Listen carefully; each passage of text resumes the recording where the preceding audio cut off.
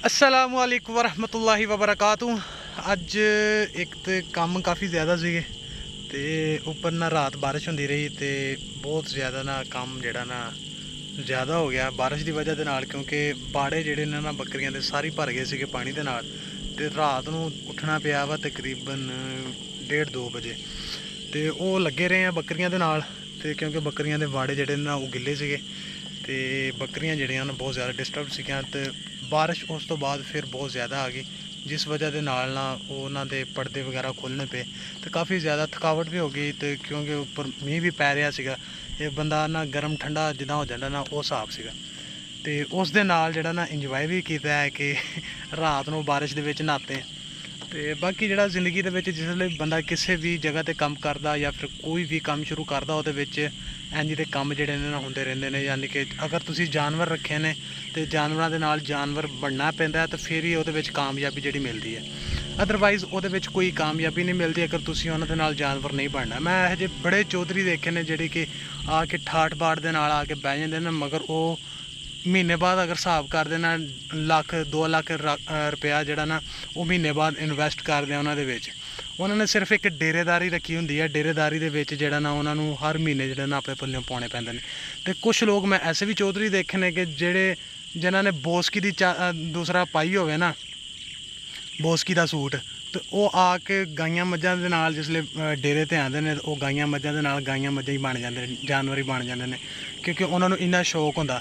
मगर वो लोग जिहड़े ने ना उहदे विचों कमांदे भी ने, ये नहीं कि जिहड़े चौधरी आके बह जांदे ने बह के आके आर्डर करदे ने कि वो जिहड़े ना पांदे ही ने। जिहड़े आके जानवरां नाल घुल मिल जांदे ने, कुछ काम आप कर लिया, कुछ जिहड़ा मुलाजम रखिया होंदा ओहदे जिम्मे लाता। ते कई चौधरी मैं इंज दे भी देखे ने कि जिहड़े काम सारा अपने आप करदे ने तो वो कामयाब जिहड़ा फार्मिंग जिहड़ी ना कर रहे ने। क्योंकि इत्थे मैं कोटला कासिम खां काफ़ी ज़्यादा कम आ माशाअल्लाह, तो उत्थे मैं जाना तो उत्थे भी एक बंदा है वे कि जिहड़ा ना जानवरां दे नाल जिहड़ा ना हर काम जिहड़ा आप करदा है। वो मुलाजम उन्हें रखे कोई नहीं गा, मगर वो कामयाब जिहड़ी फार्मिंग है ना वो करदा। दुध भी अच्छा सेल करते हैं, 200 रुपये किलो दुध जिहड़ा ना वो सेल करते हैं। तो लोग आके कहते हैं कि सानू दुध दिओ, मगर उस बंदे को दुध जिहड़ा ना पूरा नहीं होता।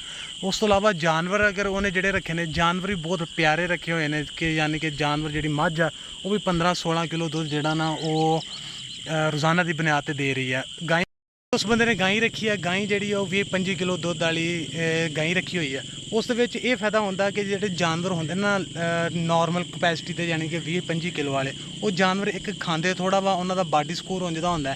कुछ जानवर जो होंगे ना अमेरिकन फ्रीजन हो गए, HF जी होंगी है उन्होंने बॉडी एक तो जड़ा ना बहुत वड्डी होंगी है, उन्होंने उस हिसाब के नाल ही इनटेक करनी होंगी है। यानी कि अगर उन्होंने तुसी 40 kilo silage 35 kilo 40 kilo silage देंगे उन्होंने इनटेक कर लेना होंगे।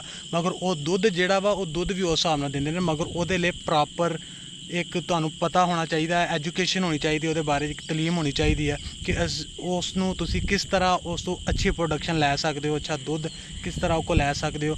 उस तो इलावा जो वो बच्चा जमदा होंदा वो भी 2 लाख रुपये का होंदा।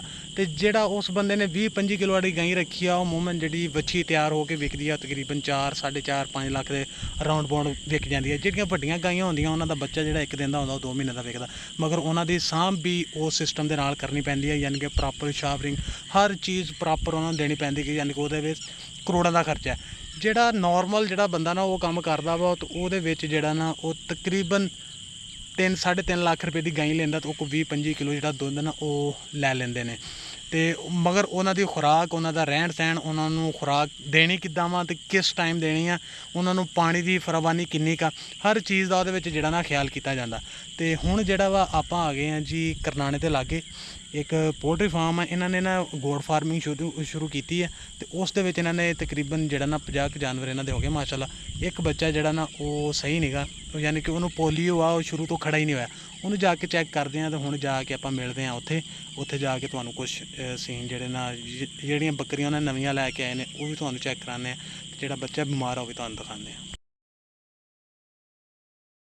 सारे नहीं तेनू की आ, तेनू किहड़ा लकबा होया नहीं आ जिहड़ा पानी टीका ला के ते जिहड़ा 2 हत्थां नाल वत्तर लाने आ तूं ओ वत्तर लाना मैं चंगा जा करके तुसी टीका लाओ पहला बकरी मैनू तो लगदा नाइयां दी दुकान ते रहा तू महीने तो लाले वाला मैं मेरे वाला किधर गए ने लाले चाहनी YouTube ते वो तो मैं चाहनी तुसी YouTube ते ना चढ़ा तुसी आ दवा ਨਹੀਂ 72 ਵਾਲਾ ਕੀ ਹਿਸਾਬ ਆ?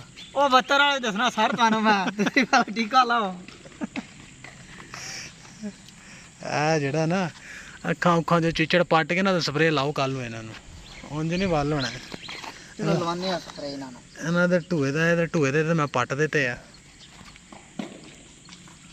ਇਹ ਉਹ ਬੁਖਾਰ ਨਹੀਂਗਾ ਕਿ ਜਿਹੜਾ ਟੀਕੇ ਲਾ ਕੇ ਲੱਤ ਜੇ ਨਾ, ਜਿੰਨੀ ਦੇਰ ਸਪਰੇਅ ਨਹੀਂ ਮਾਰਨੀ ਉਨੀ ਦੇਰ ਕੰਮ ਨਹੀਂ ਹੋਣਾ।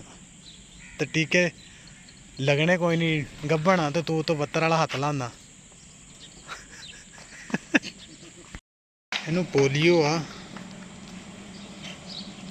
ਇਹਨੂੰ ਨਾ ਤਕਰੀਬਨ 4 ਇੰਚ ਤੇ 4 ਇੰਚ ਛੱਡ ਕੇ ਨਾ ਇਹਨੂੰ ਪਿਛਲੀਆਂ ਲੱਤਾਂ ਨੂੰ ਕੱਪੜਾ ਪਾ ਦੇ, ਕੱਪੜੇ ਦੀ ਉਹ ਰੱਸੀ ਬਣਾ ਕੇ ਨਾ ਛੋਟੀ ਜਿਹੀ, ਲੱਤਾਂ ਨਾਲ ਵੱਢ ਹੋਣਾ ਉਹਦੇ ਨਾਲ, ਉਹ ਪਾ ਲੱਤਾਂ ਦੇਣਾ ਨੂੰ ਬੰਨਣਾ ਜਾਂ ਬੰਦਵੀਂ, ਸਹੀ ਗਾ ਰਹੇ ਯਾਨੀ ਕਿ ਦੋਨੇ ਇਕੱਠੀਆਂ ਰਹਿਣ, ਖੜੀ ਹੋ ਕੇ ਨਾ ਮਾੜਾ ਮੋਟਾ ਸਹਾਰਾ ਲੱਭੇ ਇਹਨੂੰ, ਯਾਨੀ ਕਿ ਇਹਨੂੰ ਪਤਾ ਲੱਗੇ ਕਿ ਮੈਂ ਖੜੇ ਹੋਣਾ। ਹੋ ਜਾਵੇ ਹਫ਼ਤਾ ਕੁ ਕਰਕੇ ਦੇਖੋ, ਨਾ ਹੋਵੇ ਫਿਰ ਅੱਲਾ ਦੇ ਸਪੁਰਦ ਕਰ ਦਿਓ। ਇੰਝ ਹੀ ਪੜਨ ਦੇ, ਇਹਨੇ ਪੜ ਜਾਣਾ ਇੰਝ ਹੀ, ਥੋੜੀ ਵੱਡੀ ਹੋਊਗੀ ਫੇਰ ਕਰ ਲਈ। ਵਿਆਹ ਤੇਰਾ ਹੋਣਾ ਕੋਈ ਨਹੀਂ, ਨਹੀਂ ਤੇ ਤੂੰ, ਮੈਂ ਤੈਨੂੰ ਕਹਿ ਦਾਂ ਕਿ ਵਿਆਹ ਤੇ ਕਰ ਲਈ।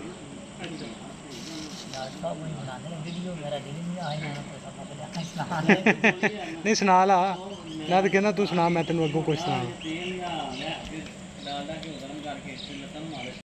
ਟੁਰਜਾ ਜੇਲ੍ਹ 'ਚ ਹੀ ਰਹਿਣਾ ਜੀ। ਚੱਲੇ ਆ ਵਾਪਸ, ਹੁਣ ਵਾਪਸ ਜਾ ਕੇ ਤੇ ਹੁਣ ਫਾਰਮ ਤੇ ਜਾਣਾ, ਜਾ ਕੇ ਦੇਖ ਰਹੇ ਆ ਮਾਮਲਾ ਉੱਥੇ ਕਿਹੜੇ ਰਹਿੰਦੇ ਨੇ ਤੇ ਕਿਹੜੇ ਹੋ ਗਏ ਨੇ।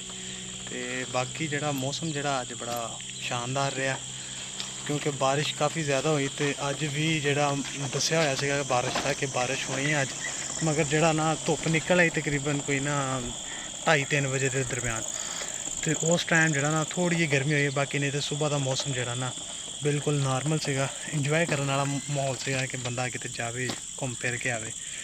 ਤੇ ਮਗਰ ਜਿਹੜਾ ਕਰਨਾ ਕੰਮ ਆ, ਜਿਹੜਾ ਬੰਦਾ ਕੰਮ ਦੇ ਚੱਕਰਾਂ 'ਚ ਪੈ ਗਿਆ ਉਹ ਫਿਰ ਰਹਿ ਗਿਆ। ਉਹ ਪਿੱਛੇ ਜਿਹੜਾ ਨਾ ਮੱਝਾਂ ਚਰਾ ਹੋਣ ਰਹੀਆਂ, ਮੱਝਾਂ ਚਰ ਰਹੀਆਂ ਸਕੂਨ ਦੇ ਨਾਲ। ਇਹ ਵੀ ਫਾਰਮਿੰਗ ਬੜੀ ਸੌਖੀ ਆ, ਬੰਦਾ ਇੱਕ ਰੱਖਿਆ ਹੋਵੇ ਤਾਂ 40-50 ਮੱਝਾਂ ਹੁਣ ਚਰਾਉਣ, ਅੱਲਾ ਖੈਰ ਤਲਾ ਸ਼ਾਮ ਨੂੰ ਜਿਹੜਾ ਘੁੱਟ ਲੱਪ ਦੁੱਧ ਦਾ ਲੱਭ ਗਿਆ ਤਾਂ ਠੀਕ ਆ, ਨਾ ਲੱਭਾ ਤਾਂ ਖੈਰ ਆ ਕਿਹੜਾ ਕੋਈ ਖਰਚਾ ਹੋਇਆ।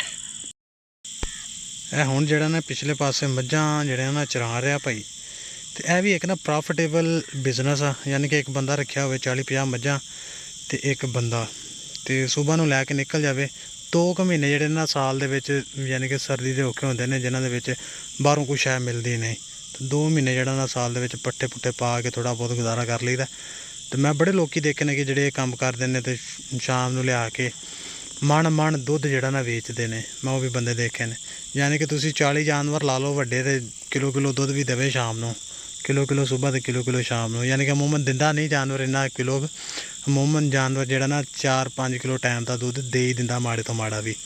ਤੇ ਉਹਦੇ ਵਿੱਚ ਤੁਸੀਂ ਹਿਸਾਬ ਲਾ ਲਓ ਕਿ ਤੁਹਾਡਾ ਖਰਚਾ ਕੀ ਆਇਆ ਮਹੀਨੇ ਦਾ। ਕੁਛ ਇਲਾਕਿਆਂ ਦੇ ਵਿੱਚ 10,000 ਤਨਖਾਹ ਬਾਅਦ, ਕਿਤੇ 15 ਤੇ ਕਿਤੇ 20, ਜ਼ਿਆਦਾ ਤੋਂ ਜ਼ਿਆਦਾ ਲਾ ਲਓ ਤਾਂ 25-30 ਹਜ਼ਾਰ ਰੁਪਈਆ ਤਨਖਾਹ। ਤੇ ਤੁਹਾਡਾ ਇੱਕ ਦਿਨ ਦਾ ਦੁੱਧ ਜਿਹੜਾ ਨਾ, ਜਾਂ 2 ਦਿਨ ਦਾ ਲਾ ਦਿਓ, 3 ਦਿਨ ਦਾ ਲਾ ਦਿਓ ਹੱਦ, 3 ਦਿਨਾਂ 'ਚ ਤੁਹਾਡੇ ਮੁਲਾਜ਼ਮ ਦੀ ਤਨਖਾਹ ਪੂਰੀ। ਤਾਂ ਬਾਕੀ ਤੁਹਾਡੇ ਜਾਨਵਰ ਵੀ ਵੱਧਦੇ ਰਹਿਣੇ, ਤੁਹਾਨੂੰ ਦੁੱਧ ਦੇ ਪੈਸੇ ਵੀ ਆਉਂਦੇ ਰਹਿਣੇ। ਵਿੱਚੋਂ ਕੁਛ ਲਾ ਲਓ ਕਿ ਕੁਛ ਤੁਹਾਡੇ ਜਾਨਵਰ ਗੱਭਣ ਹੋ ਜਾਣੇ ਨੇ, ਕੁਛ ਸੁੱਕ ਜਾਣੇ ਨੇ, ਤੇ ਤੁਹਾਨੂੰ ਫਿਰ ਵੀ ਜਿਹੜਾ ਨਾ ਰੋਜ਼ਾਨਾ ਦੀ ਬੁਨਿਆਦ 'ਤੇ ਦੁੱਧ ਦੀ ਸ਼ਕਲ ਦੇ ਵਿੱਚ ਪ੍ਰੋਫਿਟ ਜਿਹੜਾ ਨਾ ਤੁਹਾਨੂੰ ਮਿਲਦਾ ਰਹਿਣਾ। ਉਸ ਤੋਂ ਬਾਅਦ ਸਾਲਾਨਾ ਜਿਹੜਾ ਬੱਚਾ ਇੱਕ ਆ ਗਿਆ, ਯਾਨੀ ਕਿ 40 ਜਾਨਵਰ ਨੇ ਤੇ ਸਾਲ ਬਾਅਦ ਤੁਸੀਂ ਲਾ ਲਓ ਕਿ 30 ਬੱਚੇ ਜਿਹੜੇ ਤੁਹਾਡੇ ਕੋਲ ਆਣੇ ਹੀ ਆਣੇ ਆ। 10 ਜਾਨਵਰ ਜਿਹੜੇ ਨਾ ਉੱਤੇ ਥੱਲੇ ਹੋ ਸਕਦੇ ਨੇ, ਕਿ ਯਾਨੀ ਕਿ ਕੋਈ ਕ੍ਰਾਸ ਨਹੀਂ ਹੋਇਆ ਤੇ ਕੋਈ ਕ੍ਰਾਸ ਹੋਇਆ ਰਿਪੀਟ ਹੋ ਗਿਆ, ਤੇ ਕੋਈ ਜਾਨਵਰ ਹੀਟ ਤੇ ਨਹੀਂ ਆਇਆ। ਇੰਜ ਦੇ ਮਸਲੇ ਫਾਰਮਿੰਗ ਦੇ ਵਿੱਚ ਚੱਲਦੇ ਰਹਿੰਦੇ ਨੇ। ਤੇ ਹੁਣ ਚੱਲਦੇ ਹਾਂ ਆਪਾਂ ਫਾਰਮ ਤੇ ਫਾਰਮ ਤੇ ਜਾ ਕੇ ਦੇਖਦੇ ਮਾਮਲਾਤ।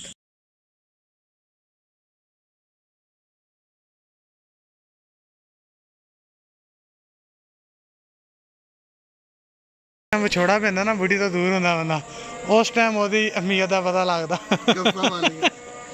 ਹੁਣ ਧੋਣੇ ਪਏ ਨਾ ਕੱਪੜੇ, ਹੋਰ ਕਹੋ ਬੁੱਢੀਆਂ ਨੂੰ ਵਿਹਲੀਆਂ ਤੁਸੀਂ ਰਹਿੰਦੀਆਂ, ਅਸੀਂ ਬਾਹਰ ਪਤਾ ਨਹੀਂ ਕੀ ਕਰਦੇ। ਰੁੱਲ ਗਿਆ